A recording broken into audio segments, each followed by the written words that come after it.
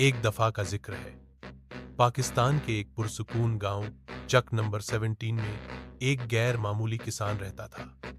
उसका नाम रहमत अली था, लेकिन गांव वाले उसे गरब किसान के नाम से जानते थे, क्योंकि दिन में वह जमीन पर हल चलाता और रात को करीबी शहर में अपनी छोटी सी ग्रैब टैक्सी चलाता था। रहमत अली का दिल बहुत बड़ा था। वह जानवरों से खास इंस रखता था। उसके पास दो खास कुत्ते थे, जिनके नाम शीरा और भूरा थे। दोनों नहा मुदहीन और वफादार थे। वो न सिर्फ खेतों की निगरानी करते, बल्कि रहमत अली की हिफाजत भी करते थे। एक दिन की बात है, रहमत अली करीबी जंगल के रास्ते से शहर जा रहा था।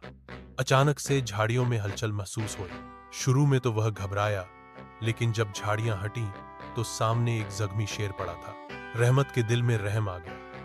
आम लोग होते तो फौरन वहां से भाग जाते, लेकिन उसका दिल कुछ और कह रहा था। वह फौरन अपनी गाड़ी से पान निकाल कर शेर के मिन्हा में डाला। फिर शेर का जख्म चीख गया। ऐसा लग रहा था जैसे किसी शिकारी की गोली शेर के कंधे में लगी थी। डरो मत, मैं तुम्हें कुछ नहीं कहूंगा। रहमत धीरे धीरे शेर से मुखातिब हुआ। हीरा और भूरा पहले तो भौंके, लेकिन जब उन्होंने अपने मालिक को शेर के पास बैठा देखा तो वे भी शांत हो गए। शेर की जख्मी आंखों में एक अजब सी नरमी थी, जैसे वह मदद मांग रहा हो। रहमत ने शेर को अपनी गाड़ी में डाला, जैसे उसने माल ढोने के लिए खिला रखा था, और गांव ले आया। अगले कई हफ्ते शेर उसके खेत के पास छूटे से बाड़े में रहा। रहमत ने उसकी तीमारदारी की, उसके जख्म साफ किए, दादी अवर से खाने को गोश्त फराहम करता रहा। शेर रफ्ता रफ्ता तंदुरुस्त हो गया। उस दौरान शीरा और भूरा से मानूस हो चके थे। एक अनोखा रिश्ता बन गया था। एक किसान, दो कते और एक शेर, जो अब एक टीम बन चके थे।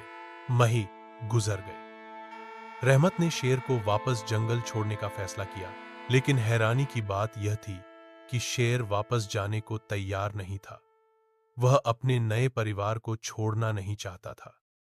रहमत ने सोचा कि अगर शेर जंगली जानवरों पर हमला नहीं करता तो वह उसे अपने साथ रख सकता है, लेकिन गुप्त तरीके से, क्योंकि गांव वाले डर जाते हैं। रहमत ने जंगल के किनारे एक गुप्त अस्तबल बनाया, जहां शेर दिन गुजारा करता और रात को रहमत के साथ खेतों की रहमत ने जंगल के किनारे खवाली पर नकलता। शीरह और भौरा अब उसकी रहनुमाई करते। एक रात की बात है, जब चोरों का एक गिरोह रहमत के खेत पर हमला आवर हुआ। इनके पास हथियार थे और वो फसल चराना चाहते थे, लेकिन जैसे ही इन्होंने खेत में कदम रखा, उनके सामने तीन साये प्रकट हुए, दो कुत्ते और एक शेर। चोरों ने समझा कि वे कोई सपना देख रहे हैं। एक चोर कांपते हुए बोला, यार ये क्या है? शेर असली है या सपना? शेर ने एक जोरदार दहाड़ मारी। चोर सब कुछ छोड़कर अंधेरे में भाग खड़े हुए।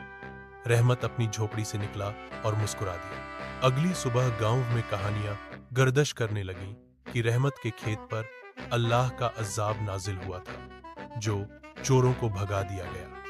रहमत ने चुप रहना ही बेहतर समझा, क्योंकि शेर को गाहिर करना खतरनाक हो सकता था। वक्त गुजरता गया और रहमत का कारोबार बढ़ने लगा। अब वह अपनी सब्जियां शहर के भे होटलों में भेजने लगा। यरा और भूरा उसके साथ शहर जाते, गाड़ी के पीछे बैठकर सब्जियों की निगरानी करते। शेर दिन में जंगल के किनारे आराम करता और रात को खेतों में पहरा देता। रहमत ने उसके लिए बड़ी बाड़ बनवा दी थी, जिसमें वह आजाद था।